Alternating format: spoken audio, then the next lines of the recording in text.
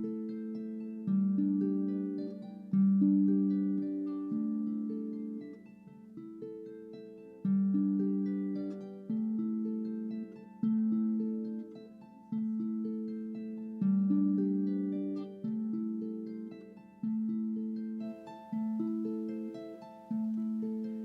Mother, your heart beats in me.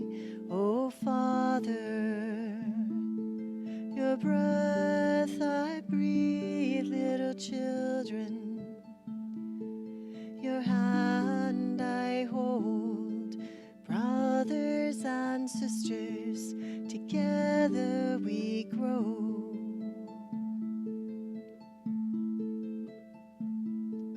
Oh, Mother, your heart beats in me. Oh, Father, your breath I breathe, little children. Your hand I hold. Oh, brothers and sisters, together we grow. Oh, brothers and sisters, together we grow.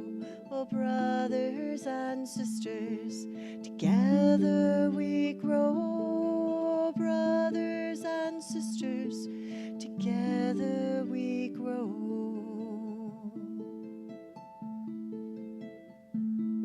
Mother Earth, your heart beats in me. Father Sky, your breath I breathe, little children.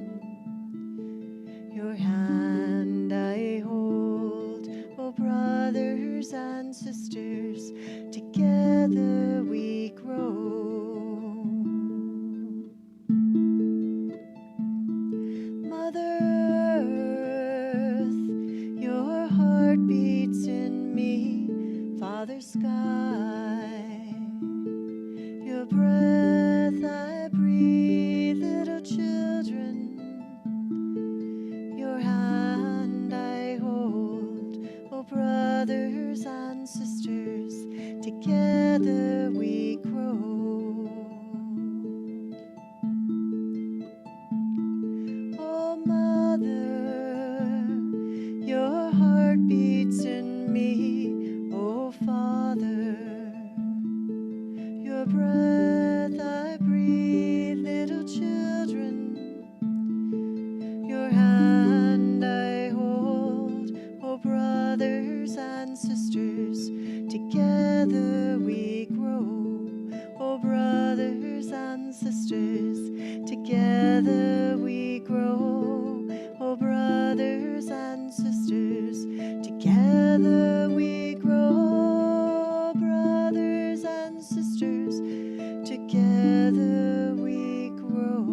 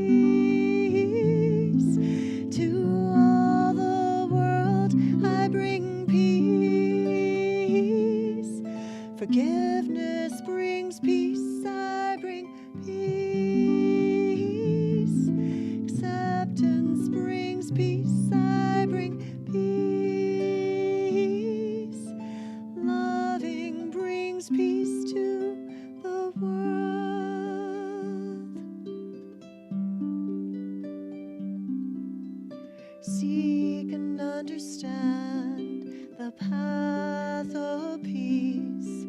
Seek and understand the depth of peace. I choose a path of perfect peace. Peace abides in me, and I am free to bring peace to all the world. I bring peace. Forgiveness brings peace. I bring peace. Acceptance brings peace. I bring peace. Loving brings peace to the world.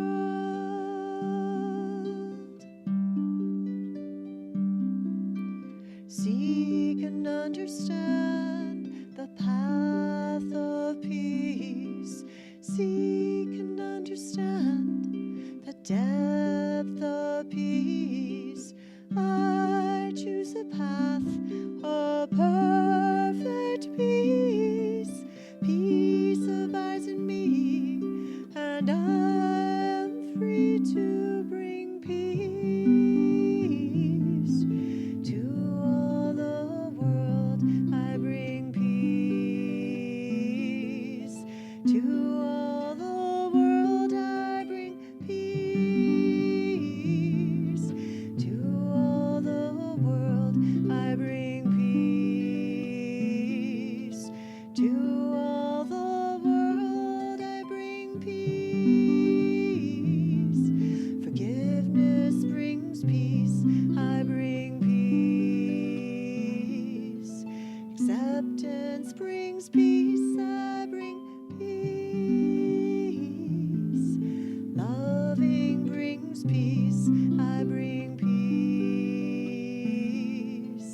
to all the world.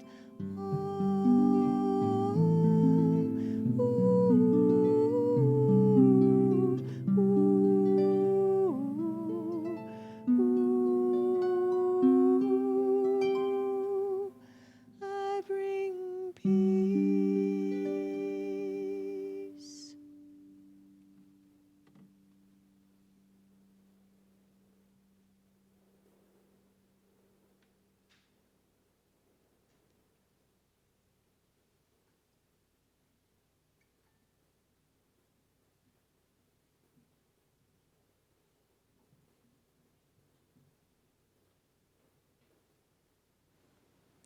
The words are going to be up on the screen eventually here. So if you feel comfortable and you want to join me, you'll see them in a few minutes. You have a gift to give to the world. You have a love that's special to you. And when you live each day in love, you will find your gift shining through. You have a gift to give to the world. You have a love that's special to you. And when you live each day in love, you will find your gift shining through. Give your gift to the world. Let your light shine through. For it's in the giving the greatest love will come to you. Give your gift to the world. Let your light shine through. For it's in the giving the greatest love will come to you. You have a gift to give to the world. You have a love that's special to you. And when you live each day in love, you will find your gift shining through. Give your gift to the world. Let your light shine through. For it's in the giving the greatest love will come to you. Give your gift to the world. Let your light shine through. For it's in the giving the greatest love will come to you.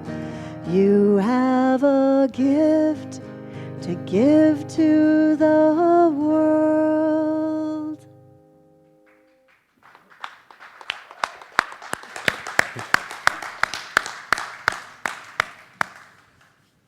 Marcia, thank you very much. Good evening and welcome, everybody. I'm Reverend Bill Salisbury, and it's my absolute pleasure to be here tonight. And on behalf of Reverend Dr. Christian Sorensen, the senior leader here at Seaside Center for Spiritual Living in Encinitas, California, and on behalf of Reverend Laurie McMacken, who's not here tonight, hence me, I'd just like to say thank you for being here. We know you could be anywhere on Wednesday night. And for those of you watching on the live stream, thank you. We know there are other things on the tube. Tonight's Wednesday, of course, it's our Wednesday night Going Within gathering. Reverend Laurie's practicing the presence. And it's a candlelight ceremony, so I invite you to come forth if you haven't already, or if you have and you wish to do another, light a candle, and when you do, maybe have an intention, an affirmation, a prayer, a thought, a kindness for somebody in your life, and knowing that that somebody in that thought or affirmation will be with us throughout the service. We have practitioners tonight. Ed Cox is holding the light for us. Robin Holt will be doing the invocation and the reading, and they are available for prayer after the service. So please, and I'll remind you again, don't leave here if there's something you'd like to talk about, something to get off your heart or something just to celebrate. So I invite you at this time to come forward and light your candles.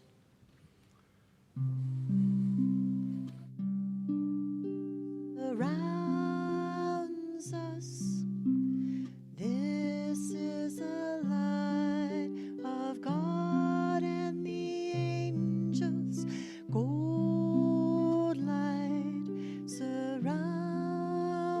us. This is the light of their love.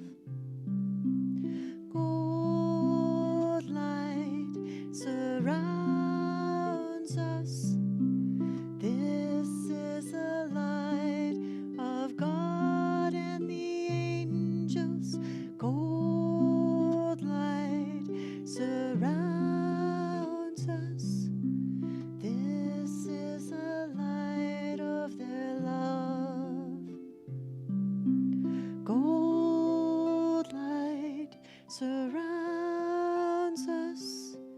This is the light of God and the angels. Gold light surrounds us. This is the light of their love.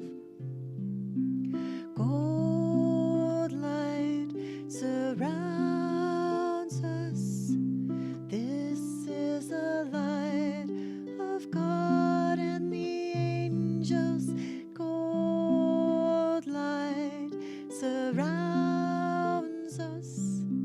This is the light of their love.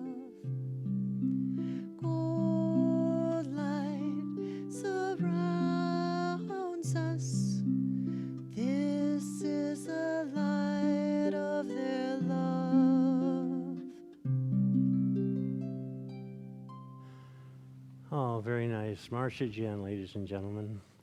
And this is the part of our service where we begin with quiet time, meditation, time to go within. And I just invite you to take this lovely harp music with you into the silence as the lights go down and begin our practicing the presence.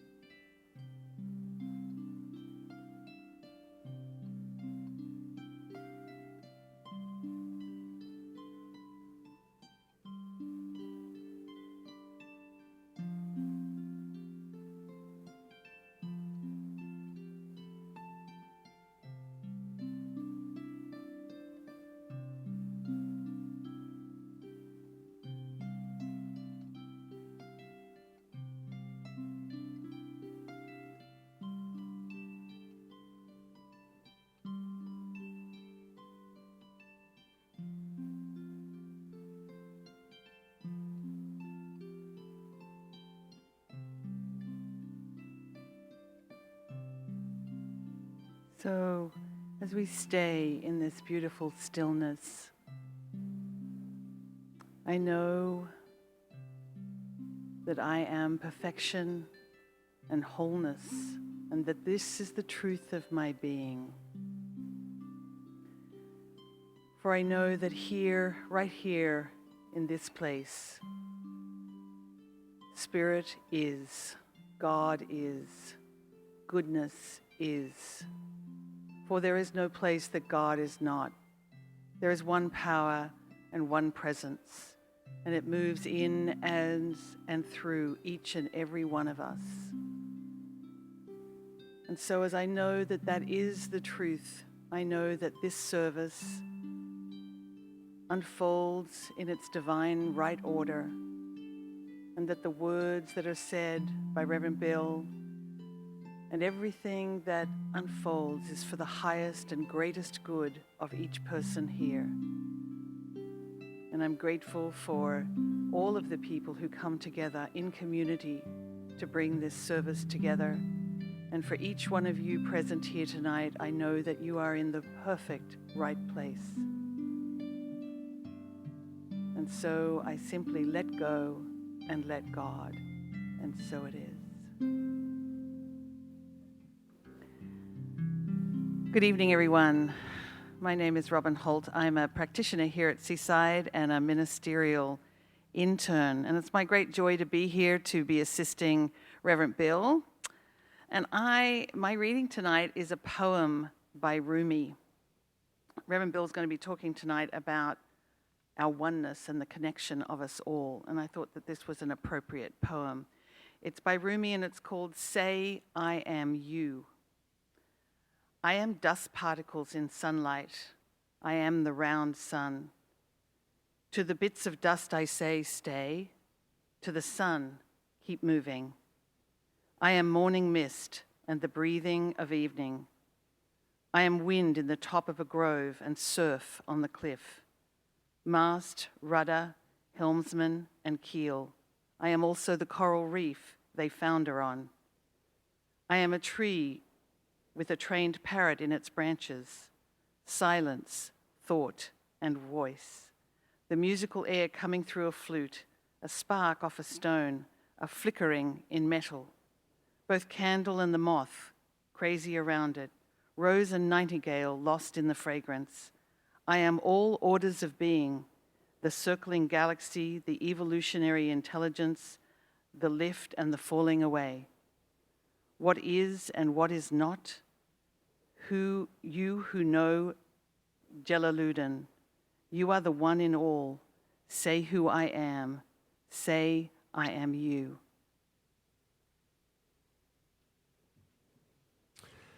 Thank you, Robin. Soon to be Reverend Robin, by the way. So, the title of my talk tonight is Consciously Connected, Living on the Vine. I think we're all aware that there are certain flowers and fruits and vegetables that grow on vines. And they come to be because their roots are firmly planted in the ground. And from that root comes forth the life-giving, life-sustaining vine that carries from the root all the minerals, nutrients, water, etc. needed to support life on the vine, to support the leaves, the fruits, the flowers, the veggies. And we don't see the root. I guess we could. We could dig it up and check it out, but that's probably contraindicated. But although we don't see the root, we know it's there because we know enough about life and enough about nature and enough about growth and gardening, for that matter, to know that that has to be. There has to be a root firmly planted in the ground for this vine to grow. We can see the vine, and we can see the little life connectors between the flowers, the fruits, and the vegetables and the vine itself. We can see those. Our life, our human life, is kind of sort of analogous to this, the difference being that We can't see the root, and we can't see the vine. But I don't think we need to worry about that, because we know it's there. We know it has to be there for growth to happen, for life to sustain. And we have to remember that imaginary is not invisible. So even though it's invisible, that doesn't make it imaginary. It's not a figment of our imagination. It's real, it's there, it's for certain. There's lots of stuff around us that we can't see. But yet we know it's there. There's gravity, there's electricity, there's radio and television and microwaves, and there's those waves that make these little nifty gadgets of ours electronically connect one to the other. And we don't question them anymore because we use them, and they're part of our daily life, so we don't question them. We know that they're there. And that's the same thing, even though we can't see our root, we know that we are grounded, just like the vine is. The difference is we are grounded in the divine. And we live on the divine vine. That's where we get our sustenance, if you will. And we don't have to see it, and we don't really have to even other than acknowledge that it's there and use it, in much the same manner, if we could talk to a fish, could you imagine if we could get a fish to talk, we could invite him onto one of those morning talk shows and have him sit up on a couch and cross his little flippers, and the talk show host would ask one of those pithy, profound questions that they always ask, like, Mr. Fish, could you please describe water to me? Well, a fish couldn't do that, even if it could talk. A fish would look at him like he had two heads, wouldn't he?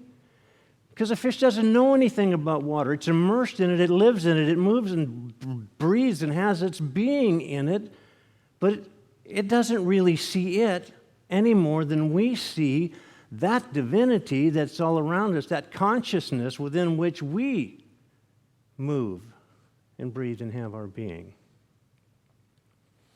So, the fact that we can't see it doesn't make it any less. We are living on a vine, and we have to be. We are all interconnected. We are connected one to the other. We are connected to the divine itself, always and forever. So whether we see it or not, that's just the way it is.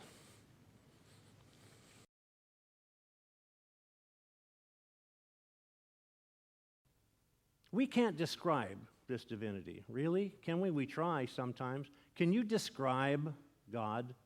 Because that's what we're talking about here. Can you describe spirit? Probably not. We term it ineffable, meaning that we can't really describe what it is, although we can describe portions of it. And sometimes we can take that via negativa view of it and describe some of the things it's not. For example, we know it's not evil, and it's not temporary, and it's not intermittent, and it's not whimsical. And we can say that it is good, it is love, it is life-supporting. So although we can't really describe it, we know that we are part of it. Each and every one of us. There is nothing other than this consciousness within which we have our being. We're expressions of it. We come from it. We remain simultaneously within it. And when this physical part of us withers and dies, that essence, that is the divine, that is the very basis of our being, simply goes in its truest form back to that entire consciousness from which all things come. And we have to remember this. We have to remember that we are on this vine, and that we are all interconnected, and we're all dependent upon each other. Are we not? You know, there's a myth here, especially here, like the last couple of hundred years in American society, that's this thing about rugged individualism, pull yourself up by the bootstraps. Hogwash. Doesn't happen. Never has happened, never will happen. There's no such thing as arriving at the pinnacle of your human existence unaided and by having done it all by yourself. We are so dependent on just this unimaginable number of other people, limitless number of people for everything that we do. None of us grows our own food. None of us processes it. None of us brings it to market. None of us stores it. None of us provides it other than going to the store and buying it with money, by the way, that was made by somebody else and with some other basis in our society. None of us make our own clothes. None of us grow the cotton. None of us wire our own ropes up. We drive, we have transportation. None of us does that. It's all done as a collective. It's done by the energy of everybody. The guy in the corner office with the $3,000 suit, he didn't make that suit. He didn't build that building. And the woman across the hall from him in those $800 Pradas, she didn't make them either, nor did she provide the leather for them. So we're always dependent. We don't live in a vacuum. We live on a vine. And knowing that, our task is to always be cognizant of that, to never forget that, to never lose sight of that realization that we are part and parcel of the same being. We say, I am you and you are me and we are one. And that all makes a great print and it goes for great song lyrics.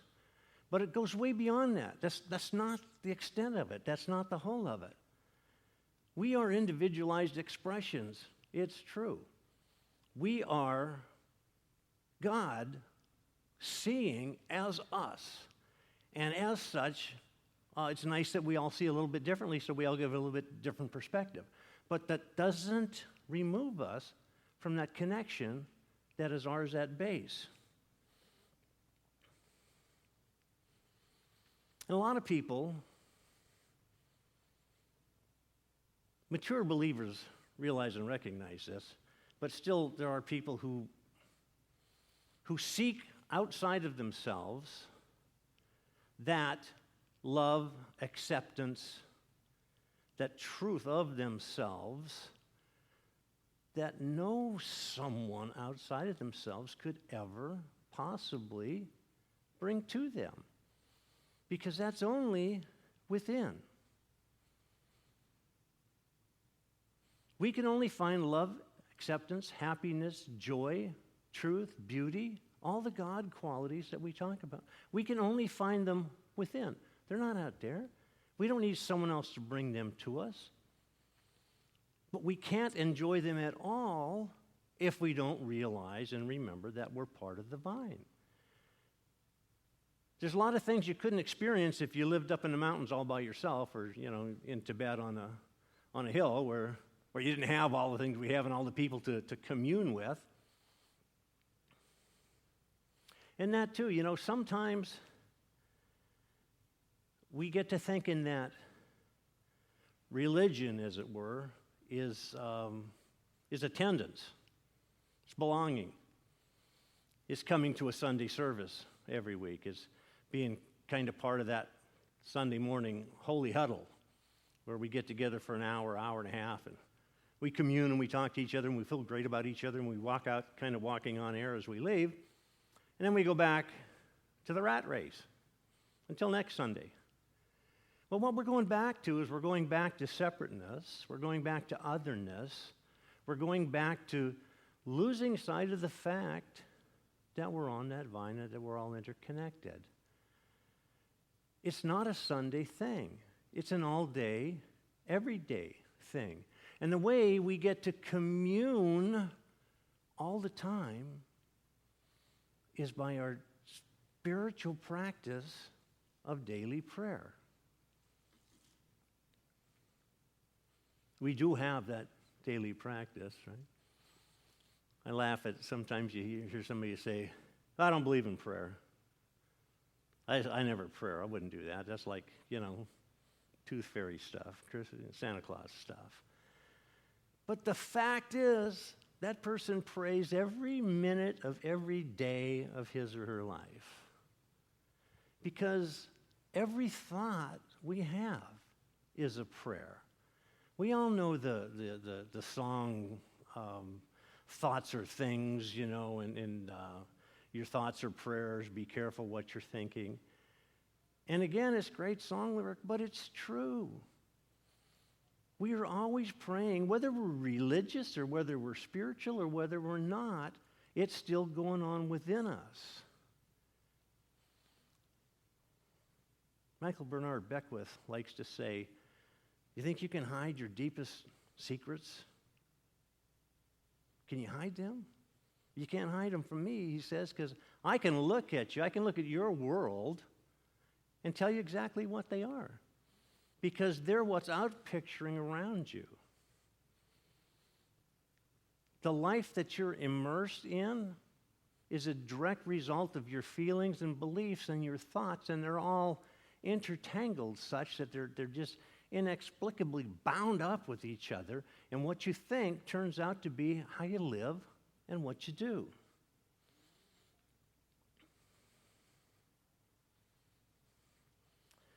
So rather than just let the prayer that we're doing anyway be kind of random and out of control and not really designed to lead to any really great end for us, we just have to realize that we can use that very prayer, and you don't have to even call it that.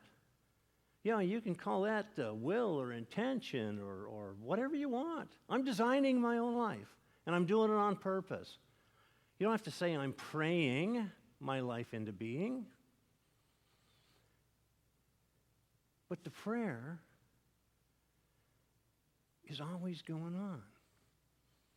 And life's events that come to us are coming whether we order them or not, and they're coming kind of sometimes whether we like them or not. Aren't they? You ever been presented with a situation that you didn't really care for? The prayerful person, having been practicing for this all the time, looks at an event that takes place and says, yes. Doesn't analyze it, doesn't determine, do I like this event? Doesn't compare it, doesn't determine whether it wants to prefer it or not. Just looks at the event and says yes. Yes to this event. You know that expression, it is what it is? Well, once an event takes place, it is what it is. The only answer to it is yes. Thank you for showing up. And thank me for having done the spiritual practice of prayer and being used to dealing with things like this, so I know kind of, sort of, how to handle this. And when we say yes to the event, we allow that space to open up for us to get into the event without analyzing it, just getting into it and allowing it to bring its message to us. There are no accidents. You hear that? There are no accidents. When something happens, it may not feel good at the time, but that doesn't mean that there's not something in there of good for us. As a matter of fact, if it happens to us, there is something good in there for us. Our task is to sort out what that is. And when we say yes to the event, when we say yes to the recognition that we're not in this event by ourselves, we have an entire vine-like network in either direction, in any direction, to help us, we have room to look for that message, if you will, to ferret out what it is, to accept it, and to determine, the question is, where's God in this? Because God surely is in this. And if I have this event, what am I to learn from it? What's that little pearl of wisdom? Because it is there. It may not manifest immediately, may not even manifest, this year, maybe this whole lifetime. But the fact of the matter is, everything that happens in, as, and around us is for our highest and best good. So when we learn that we're not in this alone, and we learn that we need to ferret out what that message is, and we learn that we're not alone in doing that, we can use that support network that is the rest of the vine to help us see what the message is. And we have to know that someone, something, some being is living in, as, and through us. Do we feel that? I mean, sometimes it's just palpable. Sometimes in times of great happiness, sometimes in times of great sorrow. But we know beyond a doubt that there's something going on, that we're not who we used to think we are. It's not just me standing here. It's me as an expression of the divine standing here, knowing that everything I say, do, every way I act, everything I think is done so that God can experience itself through me, and that's going on billions of times around the world any second. So, how do we harness this power of prayer? Is that where you walk into the church and you flop open that knee thing and you fall down on it and you clasp your hands, or you kneel down beside your bed at night and you clasp your hands? And there's nothing wrong with that. But if you're doing that to be praying to a God out there, it's not going to be very effective unless at the same time you're internalizing it and you're taking it within, realizing that you are making a demand upon the universe, and the universe only knows to say yes to that demand. And that's why it's so critical about the thoughts. Because if we're constantly thinking, I can't, it doesn't matter what the predicate is after that. The law only knows, nature only knows, life only knows that you're talking about whatever it is you're describing. So nature doesn't hear, I don't want to be broke anymore. Nature only hears broke. Nature doesn't hear, I don't want to be ill anymore. Nature only hears ill. What we need to do is we turn that around and we do just the opposite. We do the positive of it. We say, I am prosperous, right? I am well. I am healthy. And in fact, in science of mind, the way we do it is we realize and recognize first that there is a power that's greater than we are, that there is a power which is the source of all things, a substance from which the stars, the galaxy, the universes are all made of. And the energy that drives and informs them drives and informs us. We're made of the same stuff. And we have to remember and realize all the time that this is not random and it's not chaotic. It's ordered. And there's a place, our place, in that order. Just imagine. I don't know how fast the Earth is spinning on its axis. I don't know, like 3,000 miles an hour or something. And while it's doing that, it's rotating around the sun. And while it's doing that and all the other planets are doing it, the whole galaxy's going around. And while that's happening, this galaxy and all the others are expanding at an incredible rate of speed. And think of the force behind that. Think of the absolute power that it takes to do that. That's the power that's coursing through us right this minute. And that's the power that we can harness when we speak our word, our truth, our demand into the universe, saying, I know that I am, and remember, everything you say after I am is what gets heard. And it's that I am that's within each of us that connects us one to the other and connects us to that consciousness that grounds all being. It's that I am. When I say I am something, I just harnessed all that might, all that power, incredibly, to go to work just for me. And of course, you're using it at the same time, and it's going to work just for you.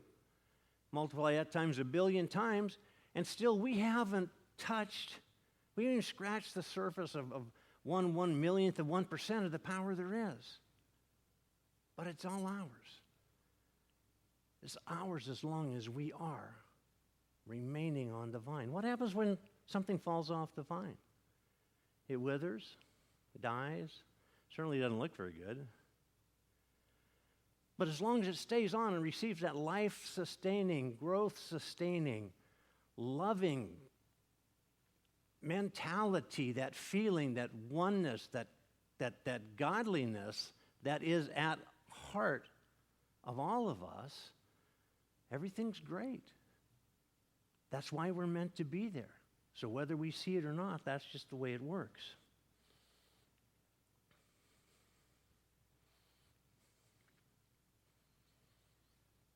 There's a story. Isn't there always a story? A story about a guy who belonged to a center, and he was very active in it, and he went every Sunday, and he was there all the time. And then suddenly he just kind of stopped showing up. Well, after a few weeks, the minister went and paid him a visit. He knocks on the door. The man opens the door, and he looks. He sees there's the pastor. So immediately he knows what this is all about. And he invites him in, and he's been sitting there in a comfy chair with the fireplace going. And he invites the minister to sit down beside him, and he does. He doesn't say a word. Doesn't talk at all. He's just sitting there in contemplation, looking at the fire. And after a few minutes, he gets up and he leans over and he grabs, the tongs there in the fireplace tools kit. And he grabs one of those embers out of the fire and he takes it all the way out of the fireplace and sets it over on the hearth. Doesn't say a word. And pretty soon, while they're both sitting there, this ember starts going down and down and down. And all at once there's a little bit of light and it just goes completely out. Pretty soon, a couple more minutes, it's just like sitting there kind of cold and lifeless. And the minister does this, he looks at his watch, and obviously he's saying, well, gee, look how long I've been here, it's time to go. And as he gets up, and the gentleman gets up too, he reaches over and he grabs those tongs again, and he picks up that coal, and he puts it back on the fire. And don't you know, like almost instantly, it bursts back into life. There's flames coming, there's warmth coming from it. He puts the tongs down, and the man walks into the door, and he's shaking his hand. He says, wow, Reverend so-and-so, I'm sure happy that you came by tonight, and I want to really thank you for that fiery sermon. I'll be in church on Sunday. So, and that's a cute, it's a cute story, but the fact is, that's how it works. That's how it works. When we separate ourselves from the vine, life is going to dwindle and die. It's only in community and concert with other equal expressions of God, and make no mistake about it, there's no such thing as a person you will ever meet who is not your exact divine equal. There's no greater than or lesser than in God. So it's only in concert with your divine equals and in community that life is going to sustain itself. So I'd like to just encourage you as you go forth into the week, to be aware that we live on a vine, to be aware that we're not in this alone and that we could not possibly be in this alone, and that we're not only together with one another, but we are together also with God, because that's the only way that can possibly work. That's the only reality. Because without that consciousness, we're not even here. It's because of it that we exist, and we have to exist together. And remember, too, the master teacher Jesus, who said, it's the Father's good pleasure to give you the keys to the kingdom. And all we have to do is realize that our hand, collectively and individually, reaches out and grabs those keys. I want to leave you with a quote from Seneca, who said, as long as you live, keep learning how to live.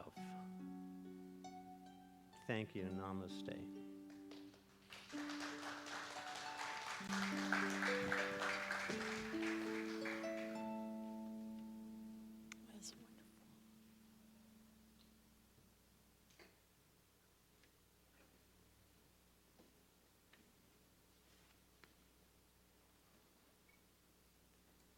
So there'll be words up there again.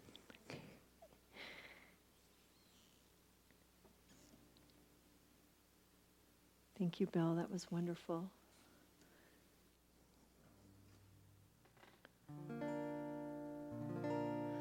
We are radiant, radiant light, shining from the heart of God.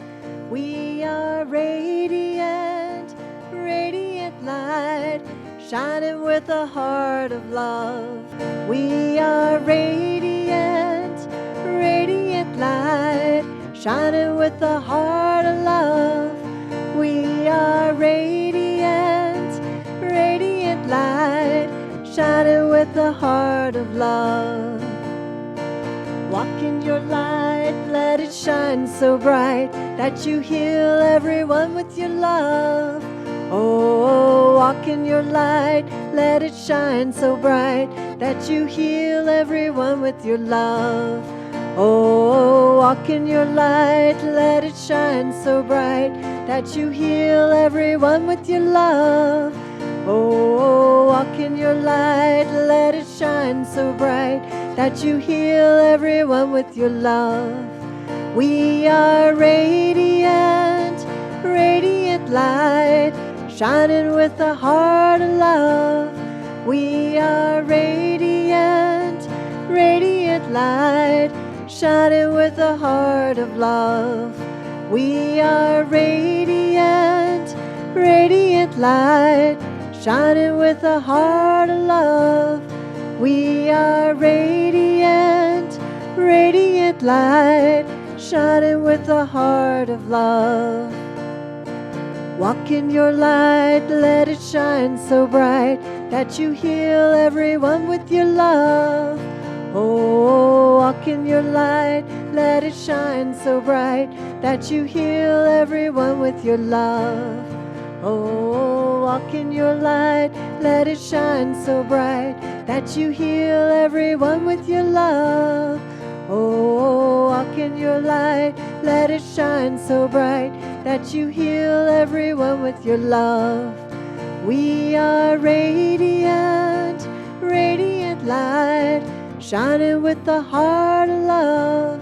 We are radiant, radiant light, shining with a heart of love. We are radiant, radiant light, shining with a heart of love. We are radiant, radiant light, shining with a heart of love. Walk in your light, let it shine so bright that you heal everyone with your love.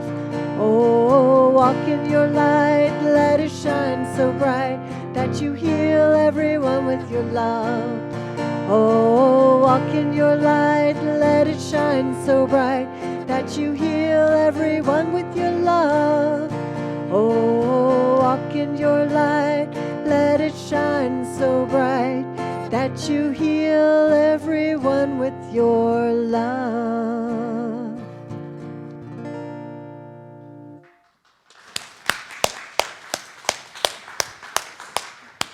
Thank you, Marcia Jen, again.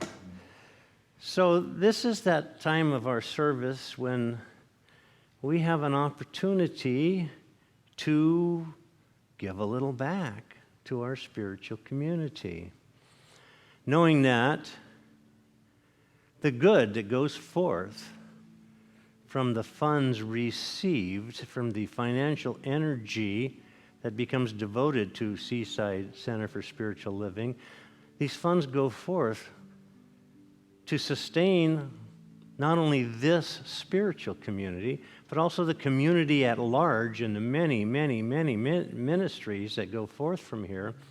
And not just the community, but globally, because Seaside supports many different things in many different cities, states, countries. So I just invite the ushers to come forth. And I'd like you to just take your offering, take your gratitude, hold it next to your heart if you wish, and just know that as you send this forth to the stewards at Seaside, know that it is handled in the finest and best way for the highest and best good for the most people it can possibly affect. Knowing that this is the case, it's just with open heart that we receive this on Seaside's behalf and promise faithfully and truly that this money goes to do wondrous works in the community and in the world. So if I could give you this envelope that somebody put theirs in and the auto-tied dollars. Thank you.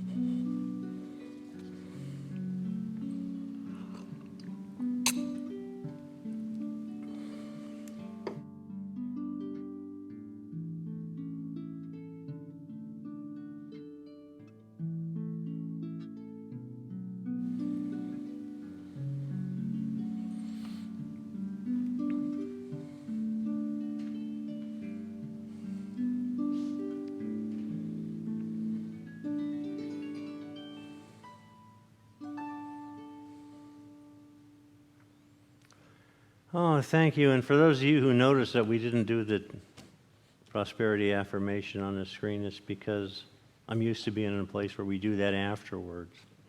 Sorry. Anyway, it's time for our Circle of Love prayer. So, if there's somebody in your life that you would like to bring into this circle of love, you'll just put your hand up, please, and then you'll holler the name out into the circle, and then we'll do one large prayer and blessing for everybody. Dennis? Lori?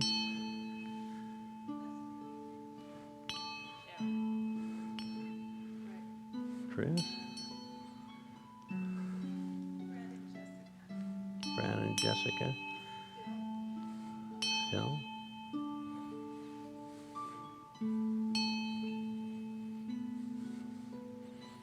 Marcia? And I put Mitch.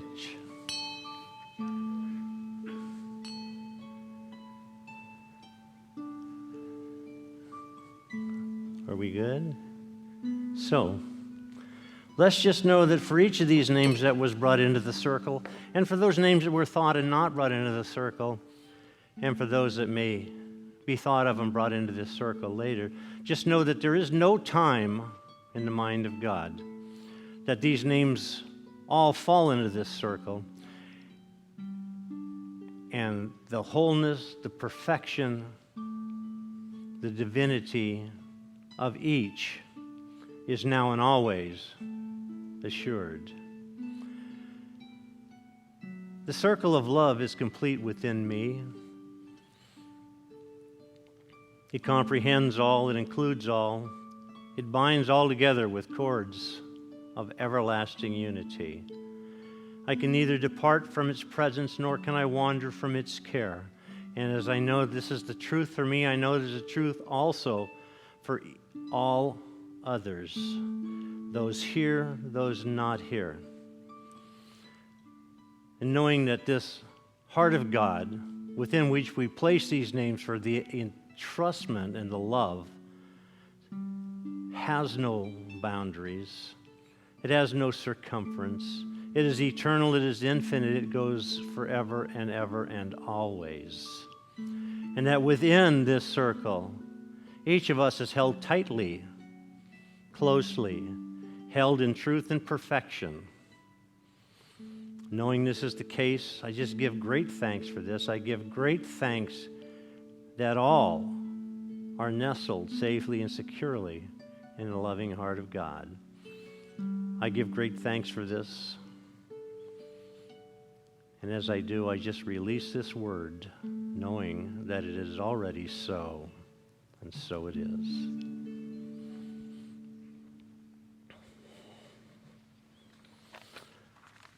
And we do have the universal blessing. Perhaps you'll join me in saying that. May all beings be well and happy. May all beings be free from strife. May all beings return to love. Peace be with you forevermore. And our closing song is? Peace will change our world. Perfect. Yeah. So join me.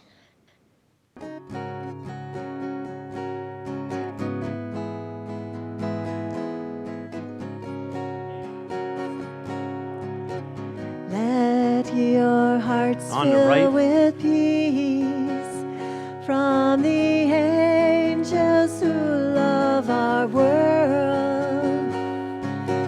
Let your hearts fill with peace from the angels who love our world. Peace will change our world. Peace will change our world. Peace will change our world. Peace will change our world. Peace in our hearts. Peace in our world. Peace in our hearts. Peace in our world.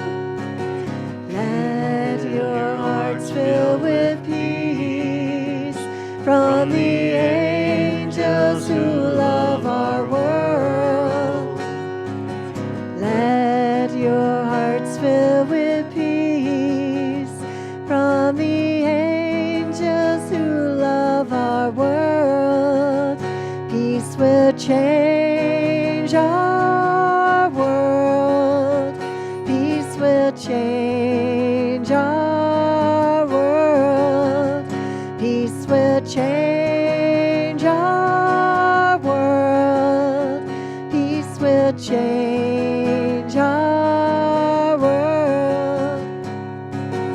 Peace in our hearts. Peace in our world. Peace in our hearts.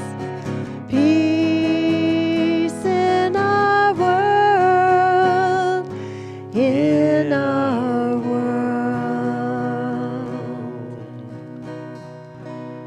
So, as you go forth from this place tonight, I'd like to remind you the words of White Elk, and perhaps you can carry these with you. And he said, "When you were born, you cried, and the world rejoiced. Live your life so that when you die, the world cries, and you rejoice." Oh. Thank yous. Thank you to Marcia Jen. What a great musical evening. Ed Cox, our practitioner holding the light. Jenny Mills, our service coordinator. Robin Holt, RSP, soon to be Reverend Robin. Melanie Bennett and Steve Grant. Gregory Neville back in the back. And of course, each of you. We could not do this without you. Bless you. Join us for